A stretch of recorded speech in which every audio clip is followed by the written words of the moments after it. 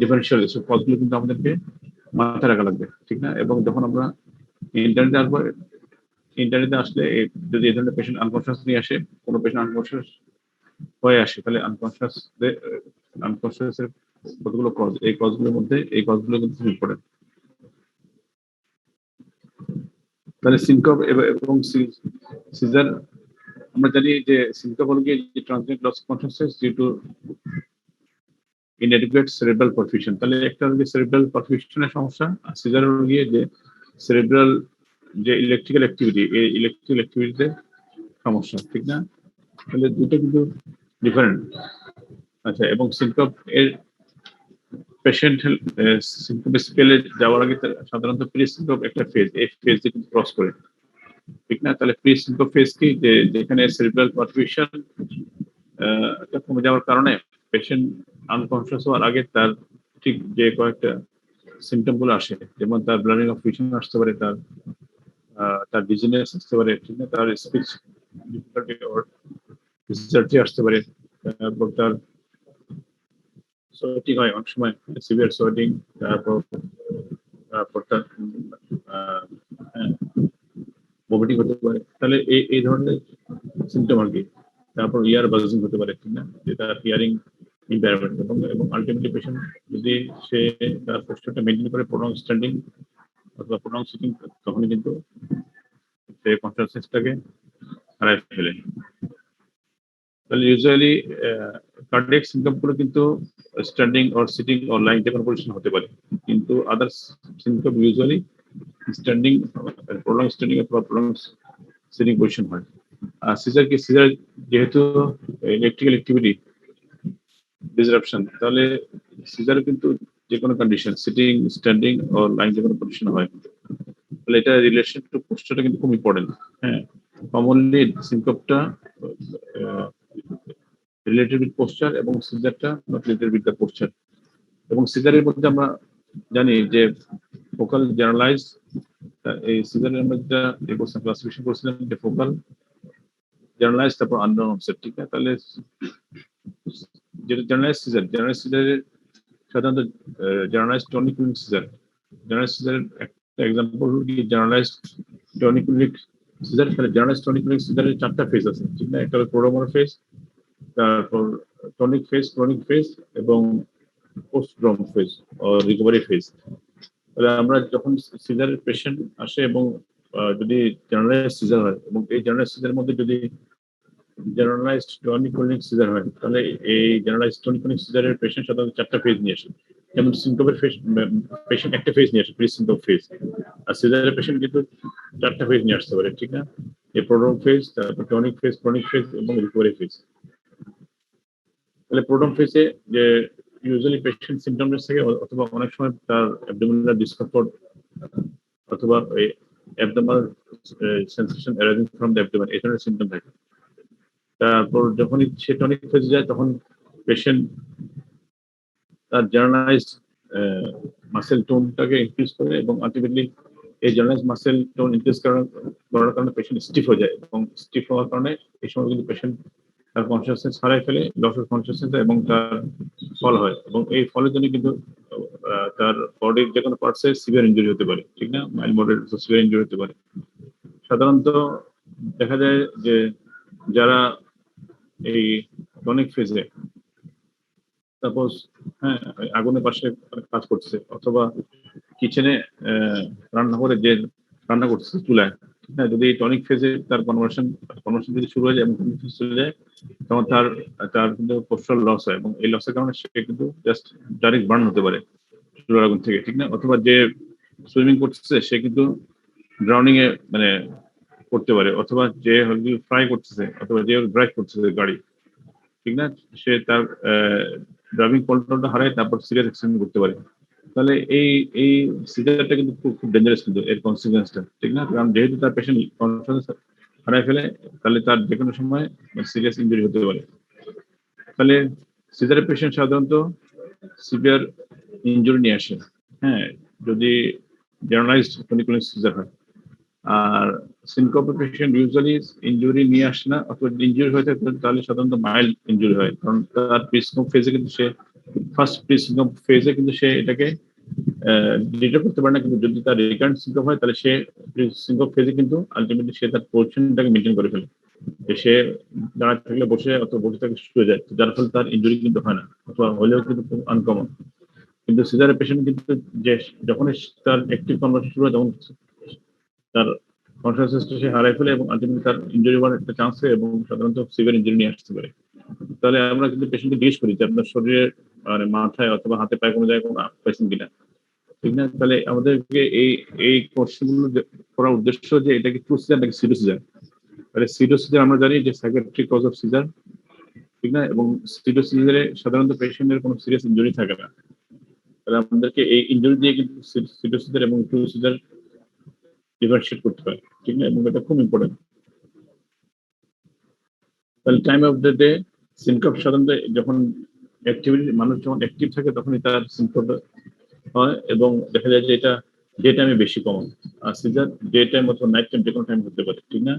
তারপর প্রিসিডিং ফ্যাক্টরগুলো সিনকপের জন্য যে কমনলি যেটা নিউরোকার্ডিওজেনিক সিনকপ অর ভেসিক্যাল সিনকপ, এখানে ইমোশন কাজ করতে পারে, ইনজুরি পেইন এই ধরনের সিনকপ, অথবা অনেক সময় কাফ সিনকপ, তারপর মিক্সেশন সিনকপ অর ডিফিউশন সিনকপ, ঠিক না?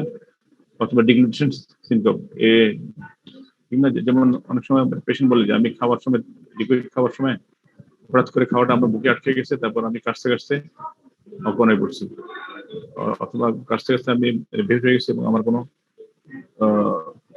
হুঁশ ছিল না। তারপর আমি কি তারপর আমার কি কন্ডিশন, আমার এই ব্যাপারে কোনো ইয়ে ছিল না, ঠিক না? খেয়াল ছিল না।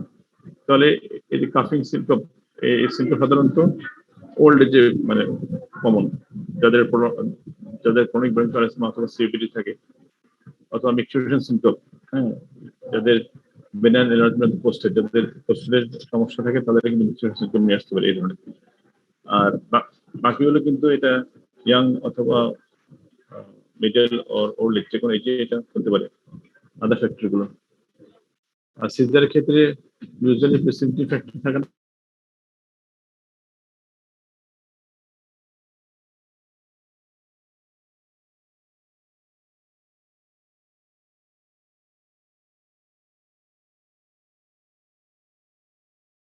ইনফেকশন অথবা কোনো মেটাবলিক ডিস্টারবেন্স, ঠিক না?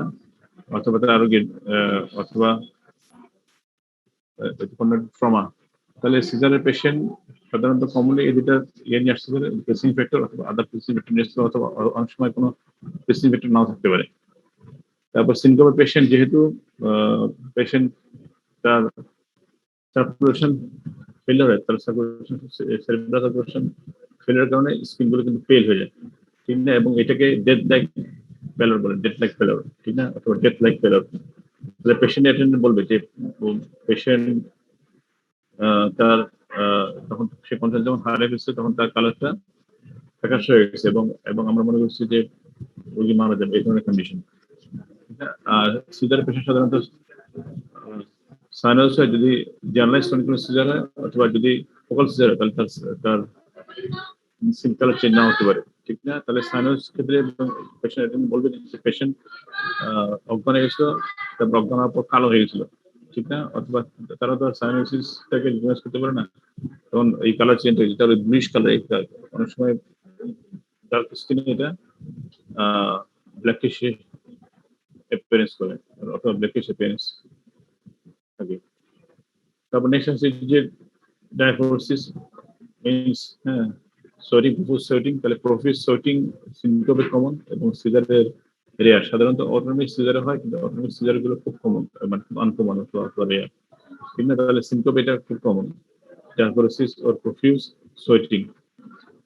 তারপর যেটা আমরা বললাম যে অরা অর প্রিমোনিটরি সিমটম, তাহলে সিনকোপে সাধারণত যে প্রি সিনকোপ ফেজ, এই ফেজটা সাধারণত প্রলং থাকে, ঠিক না? এবং সিজার ক্ষেত্রে এটা খুব ব্রিফ থাকে, সাধারণত কয়েক সেকেন্ড। আর সিনকোপে এটা এটা হ্যাঁ সেকেন্ডস টু এটা মিনিট হতে পারে। তারপর আসছে যে কনভালশন, সিনকোপে কনভালশন রেয়ার, যদি হয়ে থাকে তাহলে ইউজুয়ালি কয়েকটা মাইক্রোনিক জার্ক থাকতে পারে, ঠিক না? এবং সিজারে তো এটা পার্ট অফ কনভালশন। যদি মোটর সিজার হয় তাহলে পেশেন্ট কনভালশন নিয়ে আসে। আর যদি সেন্সরি সিজার হয় তাহলে পেশেন্ট কনভালসিভ নাও হতে পারে। তাহলে কনভালসিভ সিজার গুলো সাধারণত মোটর সিজার হয়, এবং মোটর সিজারের মধ্যে যেমন আমরা বললাম যে generalised tonic seizure or or or tonic seizure অথবা মাইক্রোনিক সিজার, ঠিক না? তাহলে এই ধরনের সিজার গুলো সাধারণত কনভালশন নিয়ে আসে।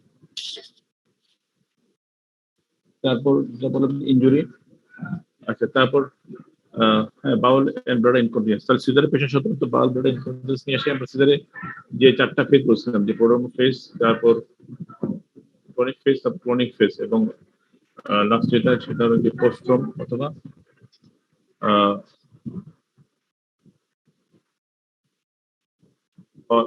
রিকভারি ফেজ, ঠিক না? তাহলে রিকভারি ফেজে বাউল, তাহলে ক্রনিক ফেজে সিজারে যখন ক্রনিক ফেজ হয় তখন কিন্তু বাউল এবং ব্লাডারটা ইনকন্টিনেন্ট হয়ে যায়, অর্থাৎ বাউল ইনকন্টিনেন্স এবং বাউল এবং ব্লাডার, তাহলে পেশেন্ট তার ইউরিনেশন, তারপর ডিফিকেশন, এই ধরনের সিমটম নিয়ে আসতে পারে, যেটা সিমটম রেয়ার, ঠিক না? তাহলে এটা কিন্তু, তাহলে এই যে ইউরিনেশন, তারপর ডিফিকেশন, এই ধরনের সিমটম যদি কোনো আনকনশাস পেশেন্ট নিয়ে আসে, তাহলে আমাদের মাথায় কিন্তু সিজারটা কিন্তু প্রথমে আসবে, এবং সাধারণত এটা ট্রু সিজার হয়, সিডো সিজার অথবা সিমটম এটা রেয়ার, ঠিক না? তারপর টাং বাইট যেটা ইন্টারনাল ইনজুরি, তাহলে সিজারে কিন্তু এক্সটার্নাল ইনজুরি হতে পারে অথবা ইন্টারনাল ইনজুরি হতে পারে। সাধারণত টাং বাইটটা ক্রনিক ফেজে কমন, যেটা সিনকোপ গিয়ে যে কখনো হয় না, ঠিক না? কিন্তু সিডো সিজারে হতে পারে। আচ্ছা, এবং এর পাশাপাশি যেটা যে পোস্ট ইকটাল, মানে ইকটাল মিনস হলো গিয়ে যে সিজার, ঠিক না? তাহলে পোস্ট ইকটাল মিন যে আফটার সিজার, এবং পোস্ট ইকটাল হেডেক, কনফিউশন, তারপরে অ্যামনেশিয়া, হ্যাঁ, এই ধরনের সিমটম গুলো সাধারণত সিজার কমন এবং সিনকোপে রেয়ার, অথবা সিনকোপে এই ধরনের সিমটম অ্যাবসেন্ট থাকতে পারে। তারপর cardiovascular sign, commonly cardiac symptom যদি থাকে তাহলে কার্ডিয়াক সিনকোপে কার্ডিওভাস্কুলার সাইন থাকতে পারে, আর সিজারের ক্ষেত্রে কার্ডিওভাস্কুলার সাইন সাধারণত আনকমন। কিন্তু এটা ঠিক যে যদি পেশেন্ট কনভালশন থাকে, তাহলে ডিউরিং কনভালশন, হ্যাঁ, পেশেন্টের পালস, ব্লাড প্রেশার, তারপর রেসপিরেটরি রেট সবগুলো কিন্তু বেশি হয়ে যায়, ঠিক না? কিন্তু সিনকপে কিন্তু আবার তার ব্রাডিকার্ডিয়া, হাইপারটেনশন থাকতে পারে। কিন্তু সিজারের ক্ষেত্রে যদি পেশেন্ট অ্যাক্টিভলি কনভালশন, মানে পেশেন্ট যদি কনভালশনে থাকে, তখন তার অল ভাইটালস গুলো কিন্তু বেড়ে যায়, ঠিক না? তাহলে তার ট্যাকিকার্ডিয়া, তারপর হাইপারটেনশন, তারপর ট্যাকিপনিয়া, এই ধরনের সিমটম থাকতে পারে।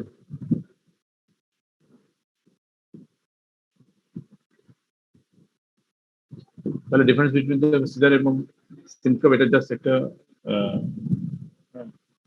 ফিগার। তাহলে এখানে সিনকপ দেখাচ্ছে যে তার প্রলং স্ট্যান্ডিং এর কারণে পেশেন্টের যে prodromal phase 30 seconds to up to 5 minutes, ঠিক না? তাহলে এই টাইমটা কিন্তু অনেক প্রলং, যেটা সিজারের ক্ষেত্রে থাকতে পারে, সিজারের ক্ষেত্রে নাও থাকতে পারে।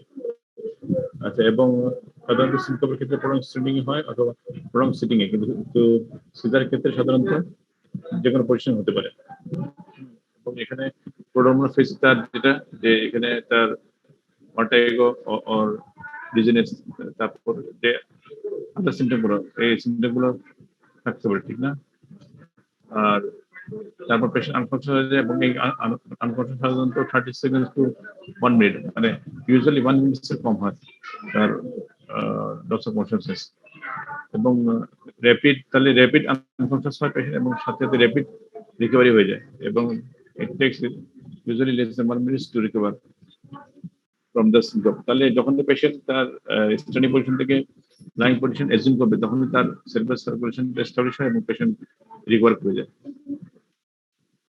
আর সিজারের ক্ষেত্রে যে পেশেন্ট ওরা হিস্টোরিক্যালি আনকমন, তারপর পেশেন্ট যখন টনিক ফেজে থাকে তখন তার ফল হয় না, ঠিক না? তাহলে যখন সে টনিক ফেজে থাকার সময় তার ফল হয় এবং তার এক্সটার্নাল ইনজুরি হয়, তারপর আলটিমেটলি যখন ক্রনিক ফেজে যায় তখন কিন্তু তার কনভার্সন হয়। তাহলে ইউজুয়ালি টনিক ফেজটা কিন্তু ফিউ সেকেন্ডস, হ্যাঁ, ফিউ সেকেন্ডস থেকে, যার ফলে পেশেন্ট এর অ্যাটেন্ডিং তারা টনিক ফেজ ডিটেক্ট করতে পারে না, কিন্তু ক্রনিক ফেজ সাধারণত মিনিটস পর্যন্ত থাকতে পারে, এবং এই ক্রনিক ফেজটা কিন্তু অ্যাপিয়ার এজ কনভালশন, ঠিক না? এবং এই ফেজটা কিন্তু পেশেন্টের অ্যাটেন্ডেন্টরা রিকগনাইজ করে যে patient appears age shaking.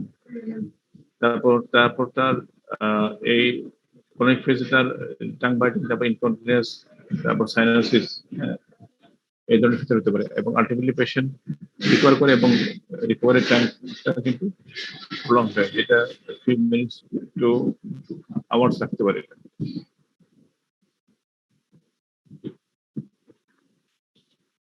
Next আছে যে ইম্পেয়ারমেন্ট অফ কনসিয়াসনেস। তাহলে what is consciousness? Consciousness is the state of awareness of self and environment and normal responses to external stimuli and inner need. তাহলে what is confusion, what is drowsiness, এই টার্মগুলো কি important, কারণ আমরা যখনই patient কোনো impairment consciousness নিয়ে আসে, conscious impair নিয়ে আসে, তখনই আমাদেরকে যে পেশেন্ট কোন ফেজে, আমাদেরকে এটা করতে রিকগনাইজ করতে হয়, ঠিক না? তাহলে কনফিউশন কি, যে confusion denotes an inability to think with customary speed, clarity, and coherence. Almost all states of confusion are marked by some degree of inattentiveness and disorientation.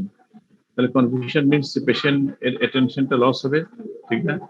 এবং এর পাশাপাশি পেশেন্ট ডিসওরিয়েন্টেড থাকবে। তাহলে ডিসওরিয়েন্টেশন মিনস যে disoriented to time, place, and person. তাহলে patient যে তার পেশেন্টকে যদি আমরা কোশ্চেন করি যে নিয়ারেস্ট টাইম, হ্যাঁ, টাইম যেটা, তাহলে এটা কি day time or night time, অথবা ডে টাইমের মধ্যে এটা কি মর্নিং অর ইভিনিং, ঠিক না? তাহলে এই ধরনের তার রিকগনিশনটা কিন্তু ক্লিয়ার থাকবে না। আচ্ছা, এর পাশাপাশি তার প্লেস, যে তার লোকেশনটাকে সে রিকগনাইজ করতে পারে না, এবং তার সাথে যারা অ্যাটেন্ডেন্ট পার্সন, তাহলে তার সাথে যারা অ্যাটেন্ডেন্ট থাকে, যেটা হসপিটাল অ্যাটেন্ডেন্ট হতে পারে, অথবা তার ফ্যামিলি অ্যাটেন্ডেন্ট হতে পারে, ঠিক না? অথবা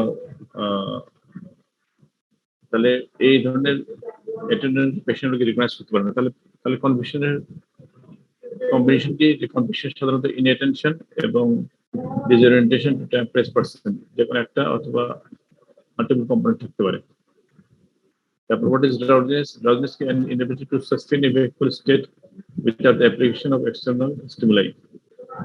তাহলে আমরা ড্রাউজিনেস হলো গিয়ে যে তার কনফিউশন থেকে আরেকটু, তার যদি ইম্পেয়ারমেন্ট কনসিয়াসনেস হয়, সাধারণত এক্সটার্নাল স্টিমুলাই ছাড়া সে তার যে ওয়েকফুল স্টেটটা সেটাকে মেনটেন করতে পারে না, ঠিক না? তাহলে এই এক্সটার্নাল স্টিমুলাইটা সাধারণত যে ভার্বাল স্টিমুলাই হতে পারে, অথবা পেইনফুল স্টিমুলাই হতে পারে। As a rule, some degree of inattentiveness and mild confusion are coupled with drowsiness, both improving with arousal. ঠিক না? তাহলে কনফিউশন এবং ড্রাউজিনেস এর মধ্যে বেসিক পার্থক্য কি, যে পেশেন্টের কনফিউশনের ফিচারের সাথে তার তার যেটা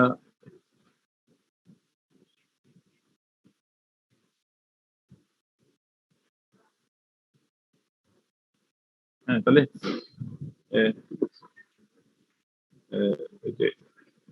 as a rule, some degree of inattentiveness and malcondition confused with are coupled with drowsiness. তাহলে তার যে লেভেল অফ কনসিয়াসনেস, তার লেভেল অফ কনসিয়াসনেস যদি তার ফার্দার ফল হয়, এবং এর সাথে যদি তার ডিসঅরিয়েন্টেশন এবং ইনঅ্যাটেনশন থাকে, তাহলে আমরা এটাকে drowsiness বলি, ঠিক না? তারপর স্টোবার কি, what is stupor? Stupor describes a state in which the patient can be roused only by vigorous and repeated stimuli. তাহলে যেখানে আমরা ড্রাউজিনেসে আমরা সাধারণত যে স্টিমুলাই দিই, হ্যাঁ, ভার্বাল স্টিমুলাইতে পেশেন্ট রেসপন্সিভ হয়, কিন্তু স্টোবারে এসে কিন্তু এই ভার্বাল স্টিমুলাইতে পেশেন্ট রেসপন্সিভ হয় না, তখন আমাদেরকে usually painful stimuli apply করতে হয়, ঠিক না? তাহলে in which arousal cannot be sustained without stimulation. তাহলে rigorous এবং repeated stimuli usually in the form of painful stimuli. তাহলে নেক্সট আসে যে কমা। তাহলে আমাদের যেটা ফার্স্ট ছিল যে কনফিউশন, তারপর নেক্সট লেভেলটা ড্রাউজিনেস, তারপর যদি ফার্দার তার লেভেল কনসিয়াসনেস ডিটেক্ট করে, তখন পেশেন্ট স্টোরে চলে যায়, ঠিক আছে? তারপর লাস্টে যেটা হলো গিয়ে সেটা কমা। তাহলে কমার মধ্যে আবার কিন্তু লার্জ কমা এবং ডিপ কমা, ঠিক না? তাহলে কমা denotes the patient who is incapable of being aroused by external stimuli or inner need। তাহলে রাইট কমা কি, যে সেমি কমা or obtundation বলি আমরা এটাকে, most of the reflex such as corneal, তারপর pupillary এবং pharyngeal responses can be elicited, and the frontal reflexes may be either flexor or extensor। তাহলে যেগুলো সুপারফিশিয়াল এবং ডিপ রিফ্লেক্স গুলো, এইসব রিফ্লেক্স গুলো যদি অবটেনেবল হয় অথবা অর্থাৎ ইলিসিট করা যায়, তখনই patient in the light coma or অবটেনেশনের স্টেজে থাকে। আর যদি এই ধরনের কোনো রিফ্লেক্স যদি ইলিসিট করা সম্ভব না হয়, তাহলে পেশেন্ট ইন দ্য ডিপ কমা, ঠিক না? তাহলে লাইট কমা এবং ডিপ কমা, সাধারণত কমার আমাদেরকে কমা লেভেল করার উদ্দেশ্য কি, যে সাধারণত কমার পেশেন্ট সে তার রেসপিরেটরি ফাংশন কম্প্রোমাইজ করতে পারে। তাহলে এই রেসপিরেটরি ফাংশন যখনই তার কম্প্রোমাইজ একটা চান্স থাকে, তখন পেশেন্ট কিন্তু রেসপিরেশন করার চান্স থাকে এবং পেশেন্ট তার ডেথ হতে পারে। এবং এই সময় যদি তার টাং কোনো কারণে ফল ব্যাক হয়, তাহলে পেশেন্ট চোখ করতে পারে, ঠিক না? তাহলে আমাদেরকে ডিপ কমার উদ্দেশ্য কি, যে আমাদেরকে এই সময় তার রেসপিরেটরি সাপোর্ট খুবই ইম্পর্টেন্ট। এবং ইন্ডিকেশন অফ আইসিইউ। তাহলে ডিপ কমা আমরা সাধারণত আমরা যদি জিসি স্কেল করি, গ্লাসগো কমা স্কেল, তাহলে গ্লাসগো কমা স্কেলে আমরা তো সাধারণত আই ওপেনিং, তারপর ভার্বাল রেসপন্স এবং মোটর রেসপন্স, এই তিনটা রেসপন্স থেকে কিন্তু কমার লেভেলটাকে ইউনিট করি, ঠিক না? তাহলে যদি জিসিএস স্কোরে সাধারণত পেশেন্টের জিসিএস যদি 8 or লেস হয়ে থাকে, ঠিক না? জিসিএস এর যেটা পয়েন্ট, এই পয়েন্ট যদি 8 অথবা 8 এর কম হয়ে থাকে, তাহলে আমরা এটাকে কমা বলি।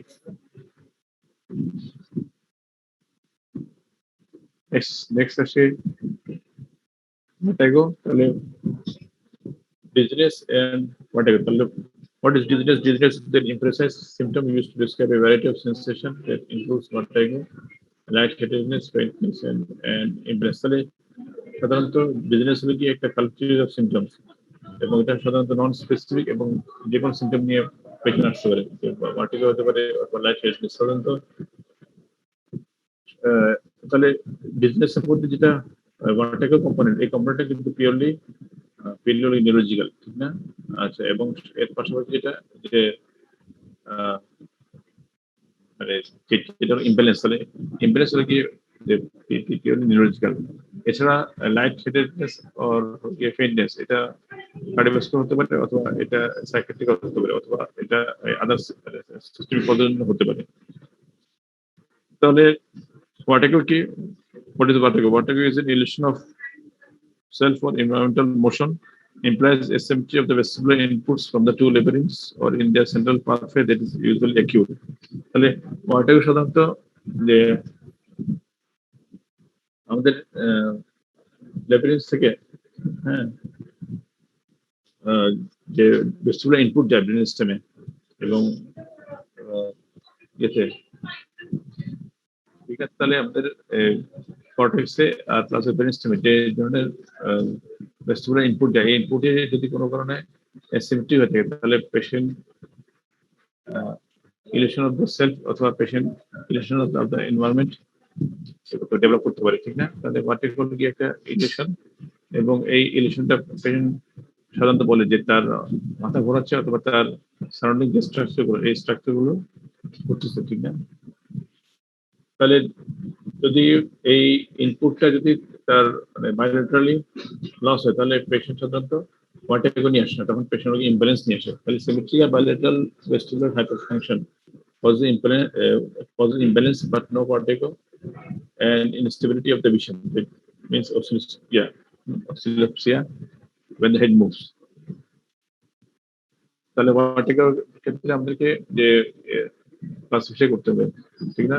তাহলে ভার্টিগো ক্লাসিফাই করতে গেলে আমরা according to the site of lesion করতে পারি, অথবা অ্যাকর্ডিং টু ডিউরেশন করতে পারি। তাহলে according to the site of lesion যেটা, যে এটা কি central vestibular pathway or peripheral pathway, অথবা peripheral nerves or cerebral heads. তাহলে সেন্ট্রাল টু পেরিফেরাল যে কোনো কজে একটু ওয়াটাকে হতে পারে, ঠিক না? তাহলে সেন্ট্রালের মধ্যে সাধারণত সেরিব্রাল হেমিস্ফিয়ারে দেখা যায় যে এর মেইন কজ অ্যাংজাইটি। আর যদি ব্রেন স্টেমের কারণে হয়ে থাকে তাহলে এটা সাধারণত ব্রেন স্টেম অথবা সেরিব্রাল যদি হয়ে থাকে তাহলে যদি কোনো স্ট্রাকচারাল লিশন করতে পারে, তাহলে এই স্ট্রাকচারাল লিশন গুলো in the form of stroke হতে পারে অথবা ট্রমা, টিউমার, হ্যাঁ, আর আদার চিন্তা। আর পেরিফেরাল পাথওয়েতে সাধারণত যে আই, তারপর এয়ার এবং এর পাশাপাশি পেরিফেরাল যে নার্ভস অথবা পেরিফেরাল জয়েন্ট, এই জয়েন্ট থেকে যখন প্রোপ্রিসেপশন লস থাকে অথবা প্রোসেপশন যদি ইম্পেয়ারমেন্ট হয়ে থাকে তখন তার পেরিফেরাল ভার্টিগো ডেভেলপ করতে পারে, ঠিক আছে? তাহলে পেরিফেরাল ভার্টিগোর কজগুলো যদি পেরিফেরাল নার্ভের কারণে হয়ে থাকে তাহলে দেখা যায় যে সাধারণত sensory neuropathy from any cause, হ্যাঁ, এবং মোস্ট মোস্টলি দেখা যায় যে এটা ডায়াবেটিক পেরিফেরাল নিউরোপ্যাথি, ঠিক না? অথবা পার্কিনসনিজমের পেশেন্টের হতে পারে, অথবা কোনো কারণে তার যদি কোনো অস্টিওআর্থ্রাইটিস অথবা রিউমেটয়েড আর্থ্রাইটিস, তাহলে আর্থ্রাইটিসের কারণে কিন্তু পেশেন্টের ভার্টিগো হতে পারে, হ্যাঁ, এবং এটা পেরিফেরাল কজ। আর যদি আমরা ইএনটি কজ দেখি তাহলে ইএনটি কজের মধ্যে ভেস্টিবুলার নার্ভের ডিসফাংশন অথবা লেমিনথিন ডিসফাংশন। তাহলে এর ইম্পর্টেন্ট এক্সাম্পল গুলো যেটা যে বিপিপিভি, হ্যাঁ, বিনাইন প্রক্সিমাল পজিশন ভার্টিগো, তারপর ভেস্টিবুলার নিউরাইটিস, হ্যাঁ, আর এর পাশাপাশি বেনিয়াস ডিজিজ। তাহলে এইসব ডিজিজগুলো এখন জাস্ট এই ক্লাসিফিকেশন জাস্ট একটু শুনে রাখা, তারপর নেক্সট হলো কি যেগুলো যখন বিভিন্ন সময় বিভিন্ন ওয়াটার প্লেসমেন্ট যখন হবে তখন আলটিমেটলি এইসব টার্মগুলো ইজি হয়ে যাবে। তারপর নেক্সট আসি যে অ্যাকর্ডিং টু ডিউরেশন, তাহলে ওয়াটারগো may last for seconds or minutes অথবা আওয়ার্স অর ডেজ। তাহলে সেকেন্ডস ইউজুয়ালি বিপিভি অথবা পোস্টাল হাইপারটেনশন, এটা সাধারণত বিনাইন প্রক্সিমাল পজিশন ভার্টিগো তে যেটা ভার্টিগো ফিউ সেকেন্ড লাস্ট করতে পারে অথবা পোস্টাল হাইপারটেনশন ডিপেন্ড কজ। আর মিনিটস এর ক্ষেত্রে দেখা যায় যে commonly transient ischaemic attack of the posterior circulation, মানে এটা স্ট্রোকের একটা পার্ট, ঠিক না? তাহলে স্ট্রোক যদি যেটা ট্রানজিয়েন্ট ইসকেমিক অ্যাটাক, যেটা যে কোনো ফোকাল নিউরোলজিক্যাল ডেফিসিট যখনই 24 আওয়ারের বেশি প্রডিউস করে তখন আমরা এটাকে স্ট্রোক বলি। আর যদি 24 আওয়ারের কম প্রডিউস করে ফোকাল নিউরোলজিক্যাল ডেফিসিট তাহলে আমরা এটাকে টিআই বলি, ঠিক না? তাহলে টিআই ও স্ট্রোকের একটা পজিটিভ। সাধারণত টিআই তে এই ভার্টিগো মিনিটস পর্যন্ত থাকতে পারে এবং স্ট্রোক হলে এটা কিন্তু আওয়ার্স ওর ডেজ পর্যন্ত থাকতে পারে। তারপরে এফেক্টস অফ, তাহলে যখন কোনো পেশেন্ট তার ভার্টিগো ফিউ আওয়ার্স ভার্টিগো নিয়ে আসবে তখনই আমাদেরকে মাথায় যেটা মাইগ্রেন কিনা অথবা মেনিয়াস ডিজিজ কিনা। তাহলে মাইগ্রেন এবং মেনিয়াস ডিজিজ দুটোটা কিন্তু এপিসোডিক, মাইগ্রেন সাধারণত সেন্ট্রাল কজ এবং মেনিয়াস ডিজিজ হলো গিয়ে পেরিফেরাল কজ, হ্যাঁ।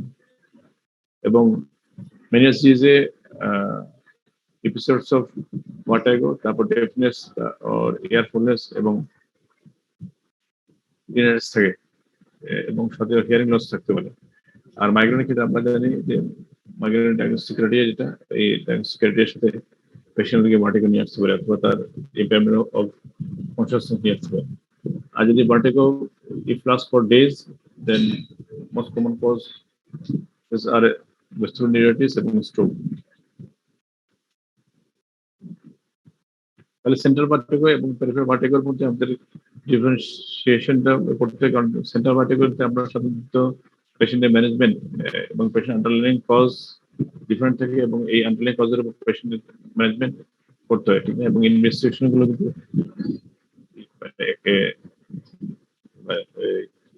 ডিফারেন্ট হয়। আর পেরিফেরাল ভার্টিগোতে ইউজুয়ালি মানে এটা ইএনটি রিলেটেড, এছাড়া নিউরোলজিক্যাল কজ থাকতে পারে অথবা মাস্কুলোস্কেলেটাল কজ থাকতে পারে অথবা অর্থোলজি কজ থাকতে পারে। তাহলে নিস্তেমাস যদি আমরা দেখি যে what is nystagmus? Nystagmus will be the involuntary to and fro movements of the eyeball. তাহলে এই nystagmus সাধারণত একটু পেরিফেরাল লিশন, অর্থাৎ যদি পেরিফেরাল ভার্টিক্যাল থাকলে এই নিস্তেগমাস এর ডাইরেকশনটা সাধারণত ইউনিডিরেকশনাল, ঠিক না? তাহলে তাহলে তার যে আই বল মুভমেন্ট, হ্যাঁ, ইউজুয়ালি রাইট অথবা লেফট হতে পারে, ঠিক আছে? তাহলে হরিজন্টাল নিস্তেগমাস হতে পারে অথবা ভার্টিক্যাল নিস্তেগমাস হতে পারে, এবং এই ডাইরেকশনটা ইউজুয়ালি ইউনিল্যাটারাল হয়। আর সেন্ট্রাল নিস্টের কারণে যদি কোনো নিস্তেগমাস হয়ে থাকে তাহলে এই নিস্তেগমাস ইউজুয়ালি বাইলেটারাল হয়, এবং এটা change gauge with direction of gauge. তাহলে গেজ যখন আমরা চেঞ্জ করি তখন কিন্তু এই নিস্তেগমাস এর যে ডাইরেকশন এটা চেঞ্জ হয়ে যায়, অর্থাৎ এটা এটা বাই ডাইরেকশনাল, ঠিক না? তাহলে ইউনিডাইরেকশনাল নিস্তেগমাস সাধারণত পেরিফেরাল ভার্টিক্যাল হয় এবং পেরিফেরাল পজ হয়, এবং বাই ডাইরেকশনাল নিস্তেগমাস সাধারণত সেন্ট্রাল পজ হয়। এর পাশাপাশি যে ট্রানজিয়েন্ট মিক্সড, তাহলে পেরিফেরাল পজে ইউজুয়ালি মিক্সড ভার্টিক্যাল মানে মিক্সড নিস্তেগমা নিয়ে আসতে পারে, যেটা ভার্টিক্যালের সাথে হরিজন্টাল হতে পারে অথবা ভার্টিক্যালের সাথে টরশন হতে পারে। কিন্তু সেন্ট্রাল ডিশনে পিওর ভার্টিক্যাল আর পিওর টরশনাল, যেটা পেরিফেরাল ডিশনে কিন্তু আনকমন। তাহলে যদি কোনো পেশেন্ট পিওর টরশনাল অথবা পিওর ভার্টিক্যাল নিয়ে আসে এই নিস্তেগমা নিয়ে আসে, তাহলে এটা মোস্ট লাইকলি হলো কি যে সেন্ট্রাল কজ। তাহলে পিওর হরিজন্টাল নিস্তেগমাস যেটা, তাহলে নিস্তেগমাস ভার্টিক্যাল হতে পারে অথবা হরিজন্টাল হতে পারে আর টরশনাল হতে পারে। তাহলে পিওর হরিজন্টাল যেটা নিস্তেগমাস, এটা সেন্ট্রাল কজ হতে পারে আর পেরিফেরাল কজ হতে পারে, কিন্তু পিওর ভার্টিক্যাল নিস্তেগমাস অথবা পিওর টরশনাল নিস্তেগমাস, এই নিস্তেগমাস গুলো সাধারণত রেয়ারলি পেরিফেরাল কজ পাওয়া যায়, এবং peripheral cause of nystagmus usually inhibited by the visual fixation. হ্যাঁ, কিন্তু সেন্ট্রাল কজ থেকে এটাকে সাপ্রেস করা যায় না। আচ্ছা, এর পাশাপাশি হেড ইম্পালস সাইন, তাহলে হেড ইম্পালস সাইন্স আমরা বেডসাইডে দেখি, তাহলে হেড ইম্পালস সাইন্স এটা present in peripheral nystagmus but absent in central nystagmus. আচ্ছা, এবং এছাড়া পেরিফেরাল নিস্তেগমাস যদি ইন্টিগ্রাল হয়ে থাকে তাহলে তার ইন্টিগ্রালের জন্য তার যে ক্যারিং লস থাকবে, তারপর তারপর টিনাইটাস থাকতে পারে, ঠিক না? তারপর ওরাল ডিসচার্জ থাকতে পারে, তারপর তারপর পেশেন্ট ওরাল পেন থাকতে পারে, ঠিক না? তাহলে ইয়ার ডিসচার্জ, তারপর ইয়ার পেন আর ওরাল পেন, তারপর টিনাইটাস, এই ধরনের সিমটম পেরিফেরাল কজে আসতে পারে। আর সেন্ট্রাল কজে সাধারণত ব্রেন স্টেমের যে স্ট্রাকচার, এই স্ট্রাকচারের উপর তার সিমটম দাঁড়াবে, যেমন তার নিস্তেগমাস এর সাথে ডিপ্লোপিয়া, তারপর ডিজার্চিয়া, ডিসফেরিয়া, আর তারপর অ্যাটাক্সিয়া, তাহলে এই ধরনের সিমটম গুলো সেন্ট্রাল কজে আসতে পারে।